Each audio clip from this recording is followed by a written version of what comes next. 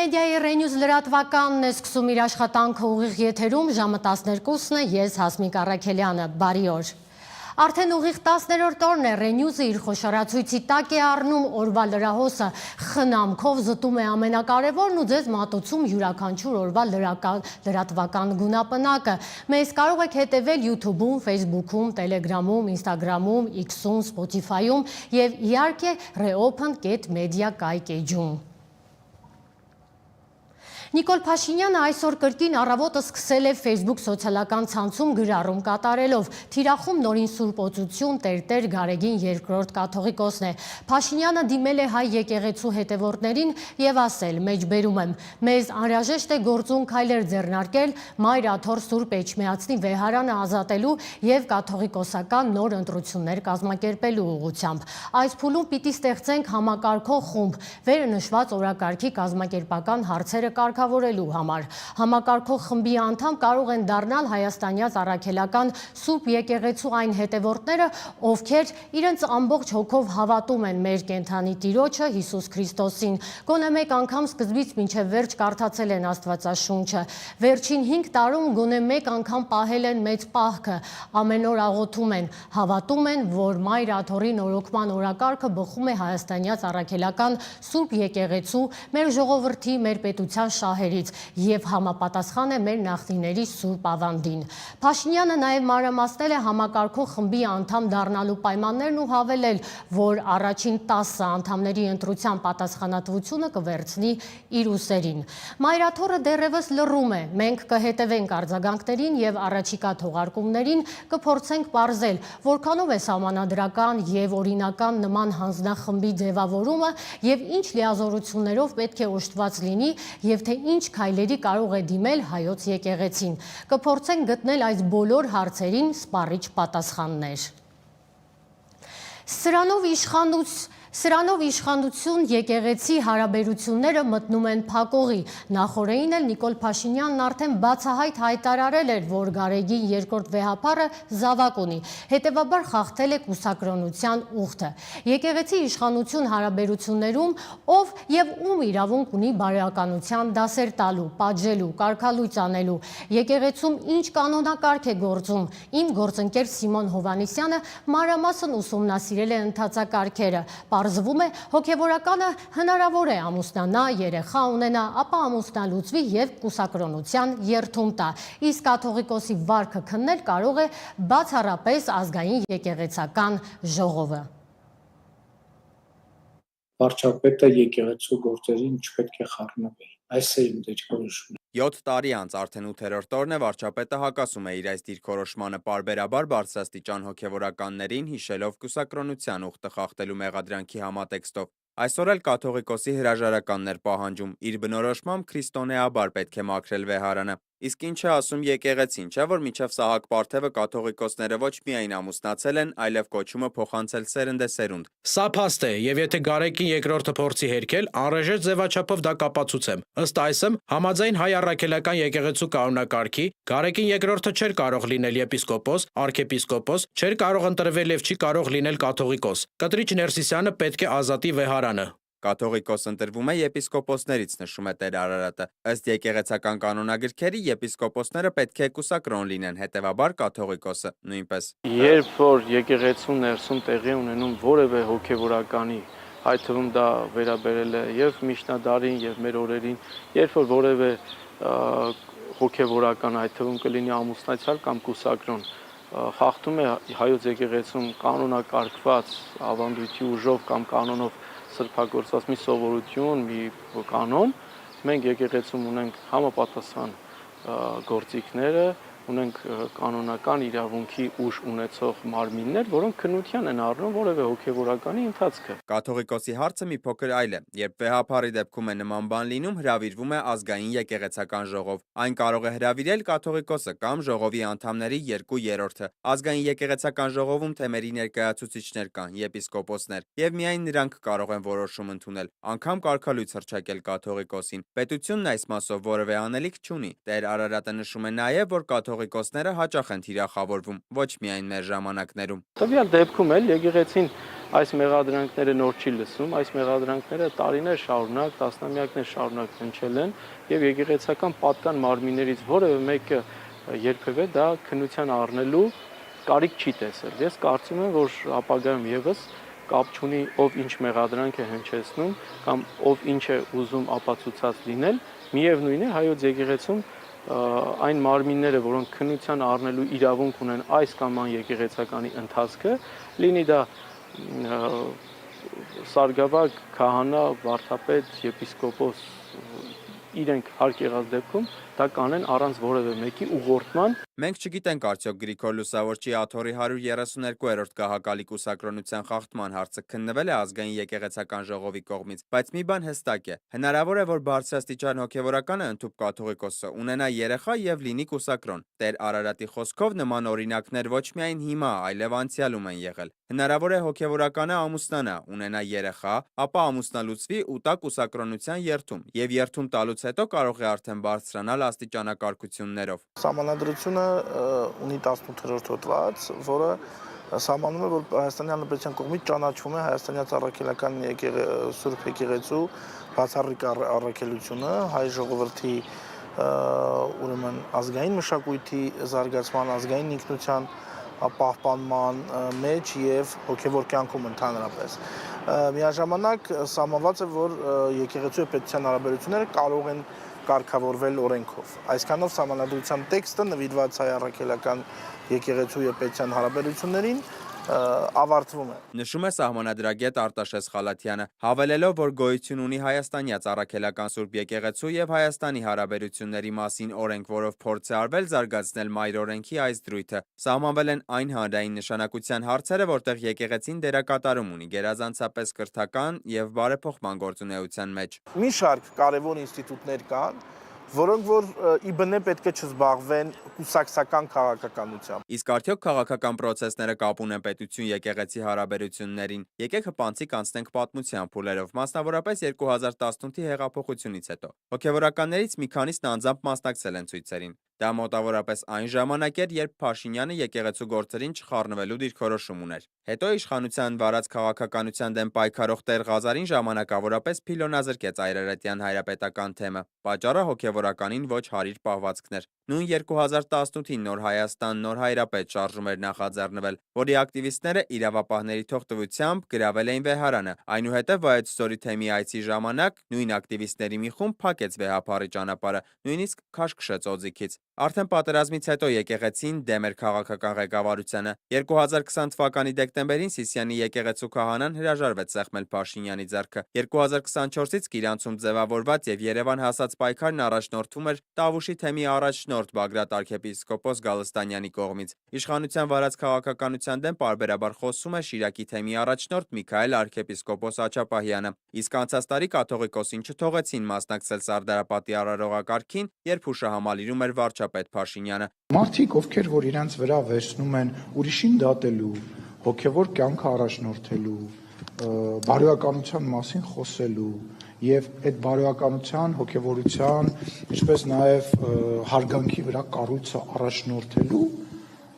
իրանք պետք է հասկանան, որ այն հայտնի արտահայտություն կա, չէ, ասուդիկտո, իսկ դատավորները ովքեր են։ Ստացվում է Ալեն Սիմոնյանի խոսքով եկեղեցականների քննադատությունները բերեցին եկեղեցու նկատմամբ այս վերաբերմունքին, չնայած սահմանադրությամբ խոսքի ազատություն է ամրագրված, թե ինչն է սասանում իշխանավորների հավատը, անգամ եթե բարձրաստիճան հոգևորականները խախտած լինեն կուսակրոնության ուխտը, հստակ չէ։ Միայն ասում են, բա չիմանանք որտեղ էր այդ ձեռքը մեր համբուրելուց առաջ, ինչպես գրառումներից ենք հասկանում, քննադատում են նաև եկեղեցու աջակիցներին։ Օրինակ Հայաստանի Հանրապետության առաջին նախագահին սկսեցին քննադատել Ալեն Սիմոնյանն ու Նիկոլ Փաշինյանը, երբ այցելեց Գարեգին II կաթողիկոսին։ Առաջին նախագահն իր աջակցությունը հայտնեց վեհապառին։ Լևոն Տեր-Պետրոսյանը Հայաստանի Հանրապետությունում ընտրությունների կեղծման պրակտիկայի հիմնադիրն է եւ նա պետք է կանգնի իր նման ժողովրդատյաց կեղծարարի ու կեղծիկի կողքին։ Հերիք է ստես հայ ժողովրդին ու քեզ սնես այն մտքով, որ իբր դու բոլորից բարձր ես, բոլորից խելացի։ Մենության մեջ մնա բլրի գլխին, Քոսեվ Քարանձավում, Պերիշի քո ընկերների անունները, որոնց գլուխը կերար։ Իսկ առաջին նախագահ Տեր-Պետրոսյանը երեկ հրապարակել է իր 2007 թվականի ելույթներից մի հատված։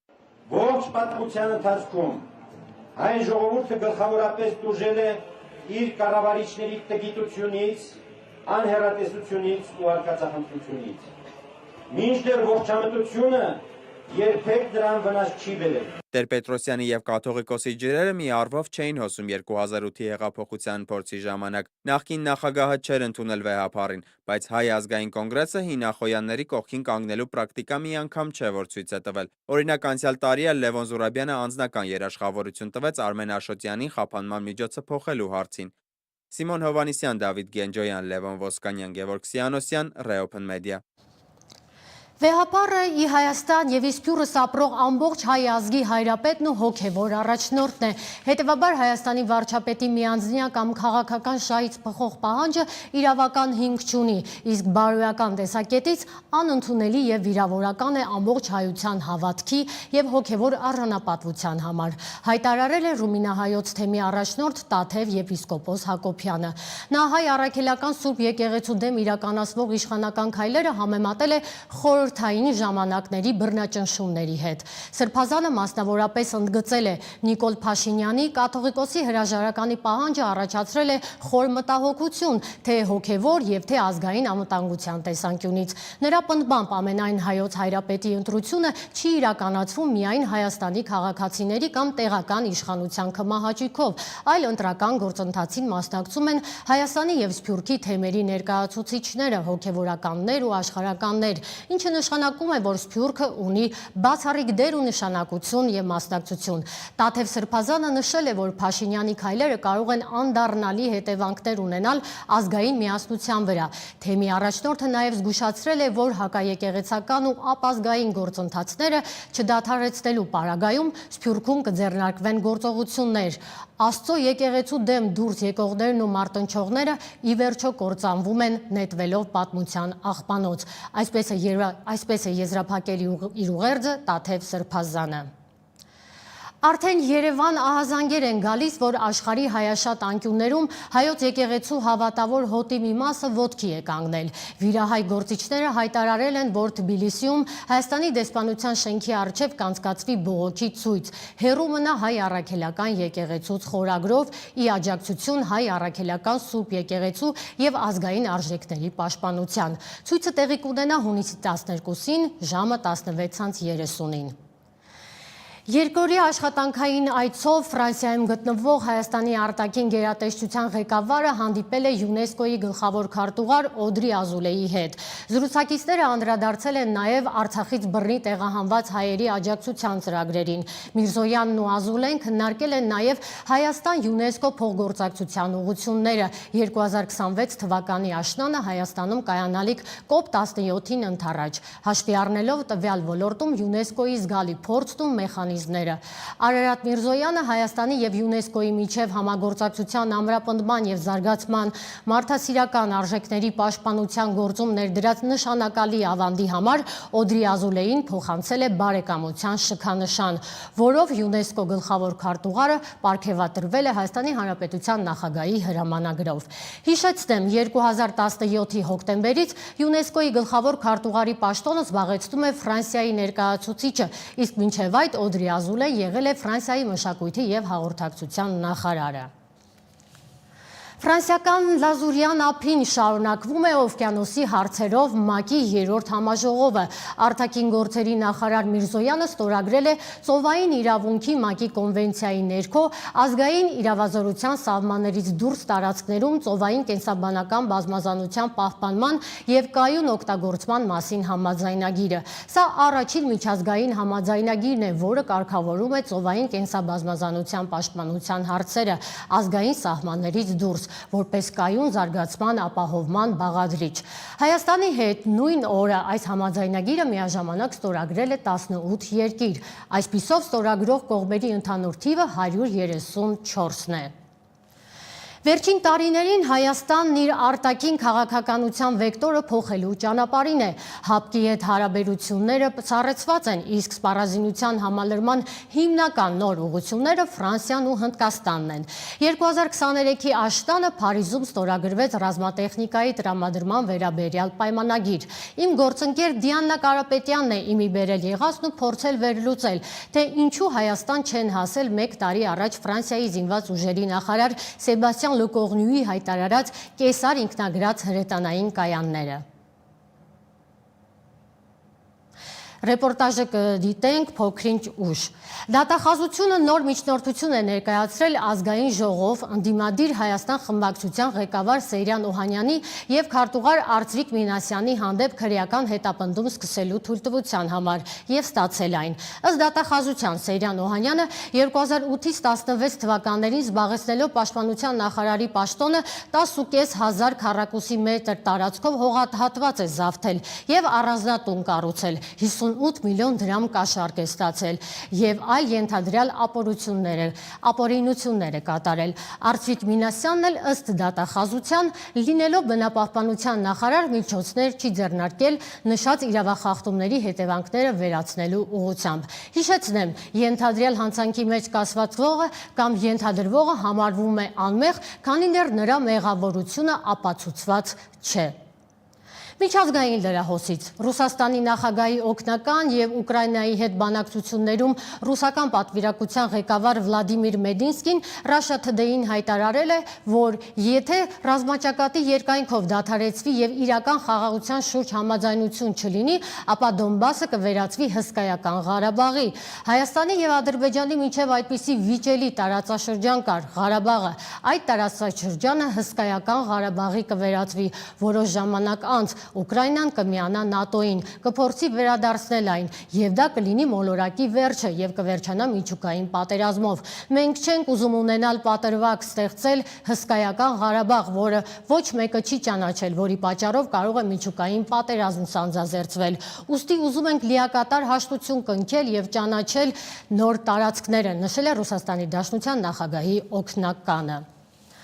Ադրբեջանի արտգործնախարարությունը հիստերիայի մեջ է ընկել Մեդինսկու հայտարարության առիթով։ Նա աղավաղել է փաստերը հայ-ադրբեջանական նախկին հակամարտության վերաբերյալ եւ Ղարաբաղը ներկայացրել որպես վիճելի տարածք։ Գերատեսչությունը Մեդինսկուն մեղադրել է, որ նա չի իմացել, թե Ղարաբաղը իբր երբեք վիճելի տարածք չի եղել, հավելելով, որ Ռուսաստանը ճանաչել է Ղարաբաղը որպես Ադրբեջանի տարածքի մաս։ Բաքուն քննադատել է Մեդինսկուն ռուս-ուկրաինական պատերազմը Ղարաբաղում ստեղծված իրավիճակի հետ համեմատելու համար։ Արտաքին գերատեսչությունը լկտիաբար նշել է, թե իբր Ադրբեջանը երբեք ագրեսիվ պատերազմ չի վարել, իսկ 2020 եւ 23 թվականներին Ղարաբաղի վրա հարձակումները իբր հակաահաբեկչական միջոցառումներ էին։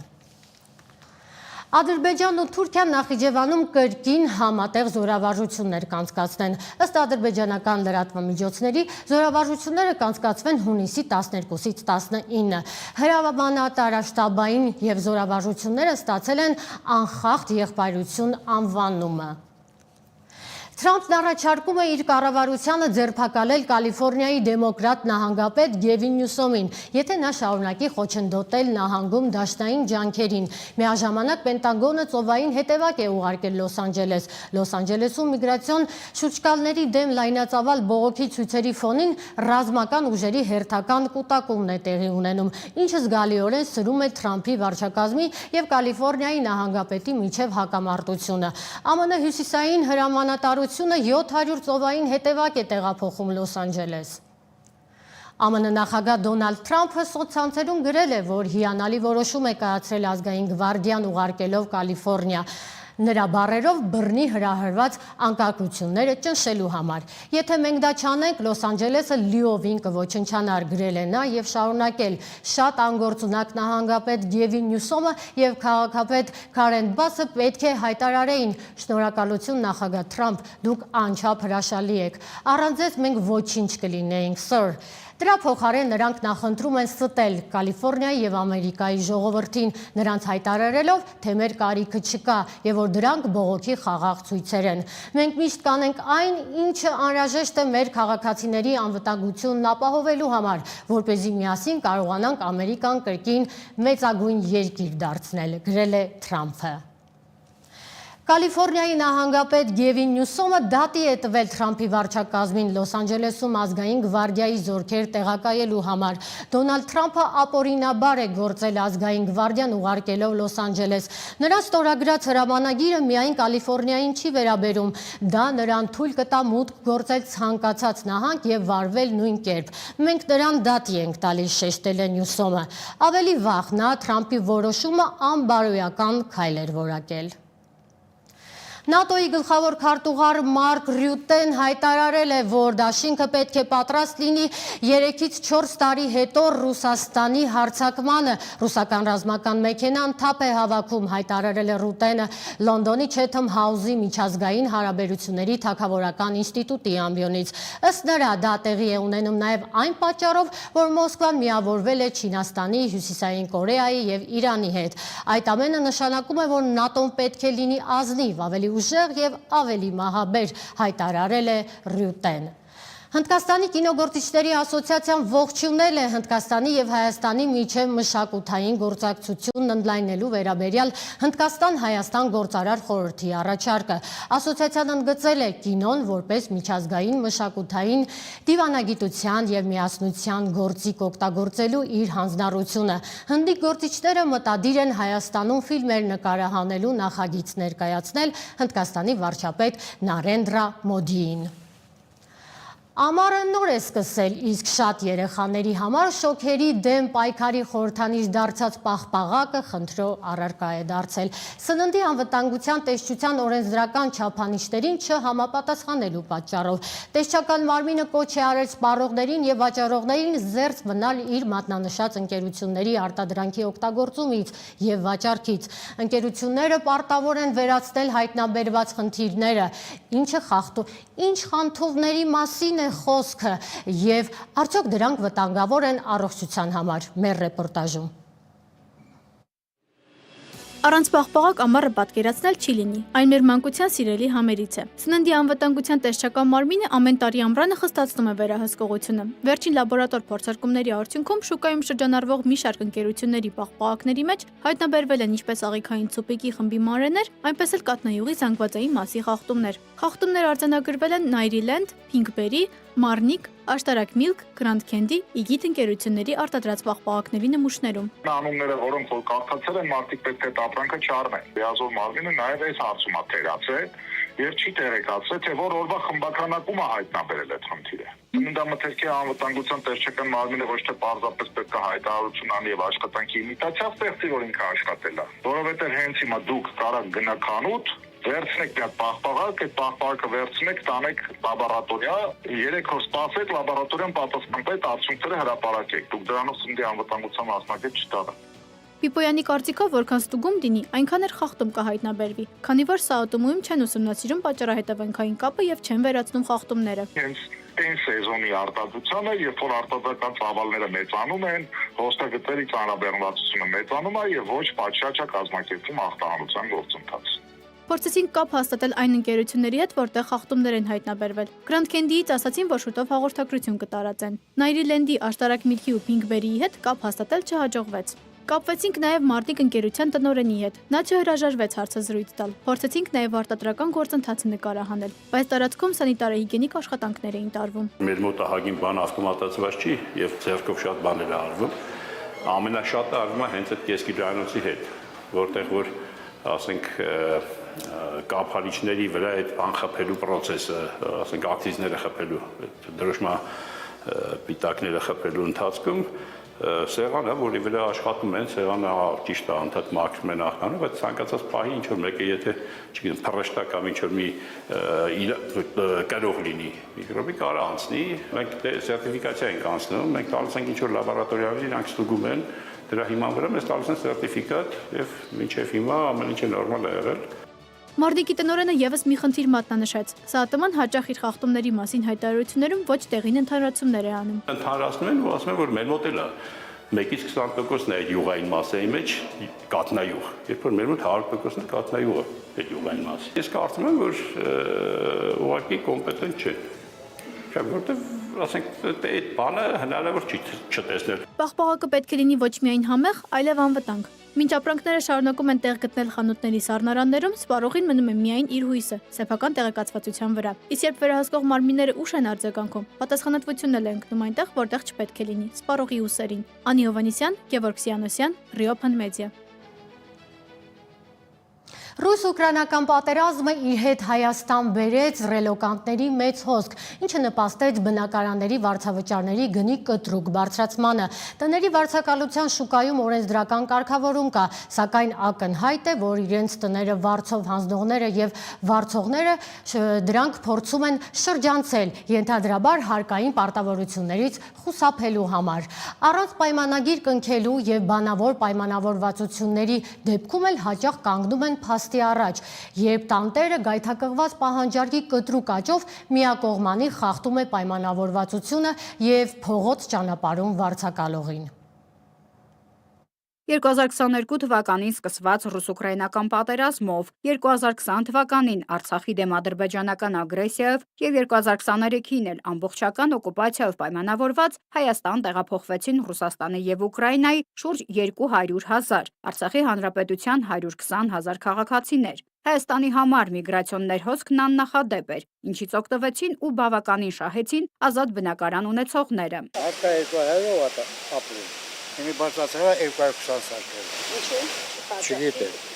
Տոկոսի տակա։ Ինչքան գնահատություն ամենին։ Ես չախտերիսը։ Հենա բայ մարտիկա ես առածված եմ ատում։ Անշարժ գույքի գործակալության խորհրդի ասոցիացիայի անդամ Անդրանիկ Հարությունովի խոսքով 2022 թվականից սկսած կտրուկ բարձրացավ ոչ միայն բնակելի տների, այլև առևտրային նշանակության տարածքների պահանջարկը։ Շուկայի օրենքն է, եթե կա պահանջարկ, գները կբարձրանան։ Փորձագետի դիտարկմամբ մարդիկ Հայաստան գալով հիմնականում կենտրոնանում էին մայրաքաղաքում տներ վարձակալելու վրա։ Նրանք տեղյակ չէին հանրապետության մյուս քաղաքների հնարավորությունների մասին, ինչը եւս մեկ պատճառ էր, որ հենց Երևանում տների վարձակալության գները եռապատկվեցին։ Ոչ թե միայն մեղավոր էր շուկան, այլ հենց այդ նույն պահանջարկի մասնակիցները իրանք էին գները բարձրացնում, որ այդ պահին լուծեն իրենց կացության հարցը։ Այս ամենից տուժեց նաև Հայաստանի քաղաքացին, որն արդեն իսկ ապրում էր վարձով։ Այսպես մեր երկրում ընդունված չէր բնակարանի վարձակալության պայմանագիր կնքելը, եւ տների տերերն ազատվեցին վարձակալներից։ Դրանք բազմապատիկ բարձր գնով օտարերկրացիներին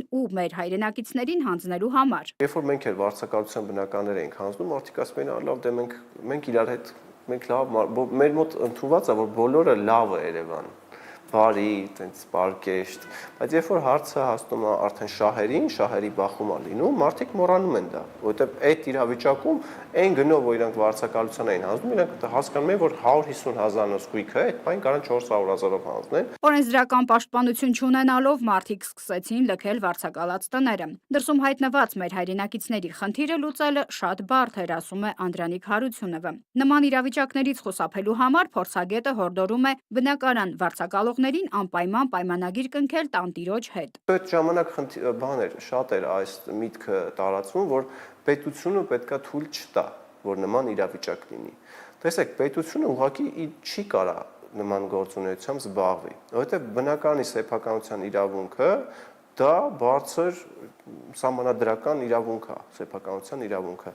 Եվ սեփականատերը ինքն է որոշում ինքը ինչ գնով վարձակալության հանձնի։ Իդեպ մի շարք եվրոպական երկրներում կան կարգավորող նորմեր։ Եռամյա պայմանագրով նախատեսվում են գների վերին եւ ստորին շեմերը։ Անդրանիկ Հարությունովի դիտարկմամբ Հայաստանում նման հանրային պահանջ չի եղել, քանի որ նախադեպերով խնդիրները քիչ են եղել։ Այդ ժամանակ էլ ավելի շատ պահանջարկ ունեն 200-250,000 դրամ արժողությամբ ամսավճարով բնակարանները, բայց դա էլի այդ բնակարանների համար այլի համեմատականով եթե գնանք 2020-21 թվականներին նորմայից բարձր գներ, այսինքն այդ գույքը, որը որ հանձնում էր 250,000-ով, դա կարող է նախկինում 150-120,000 դրամով հանձնվող գույք լիներ։ Ժամանակ առ ժամանակ գնում ենք շուկայի կարգավորմանը, փորձագետի խոսքով ակնհայտ գների տարբերություն կա։ Զիջումներ եղել է, 10,000-ով, 20,000-ով, դաժե լսելով կա, որ 30-ել են իջերնում, ելնելով տվյալ բնակարանի պայմաններից։ Անշարժ գույքի թեման այսօր մեդիայում քաղաքականությունից հետո ամենաակտուալ թեմաներից մեկն է։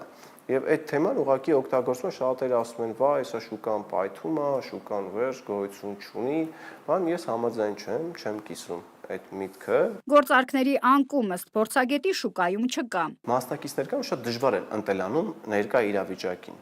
Իրանք դիմադրում, օրինակ կոմերցիոն գույք կա, որ այդ ժամանակահատվածում